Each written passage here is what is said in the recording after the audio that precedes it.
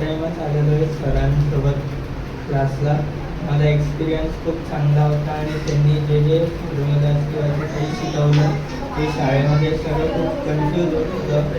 मग सरांनी सोप्या भाषेत समजून सांगितलं व ते फॉर्म्युलाज लगेच लर्न करायची कशी ती पण टेक्निक त्यांनी सांगितली.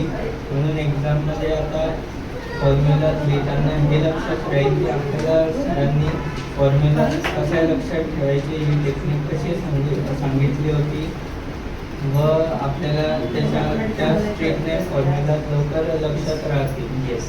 सो फॉर्म्युला इम्पॉर्टंट काय आहे, कारण एक्झाममध्ये आपल्याला जर फॉर्म्युला आठवला नाही तर प्रॉब्लेमच सॉल्व्ह करता येणार नाही, राईट. सो फॉर्म्युला खूप इम्पॉर्टंट आहे आणि काही गोष्टी या अशा असतात ज्या तुम्ही बायहार्ट केल्याशिवाय लक्षात राहत नाही, जसं की फॉर्म्युली कसे तयार झाले ही कन्सेप्ट आपली क्लिअर पाहिजे.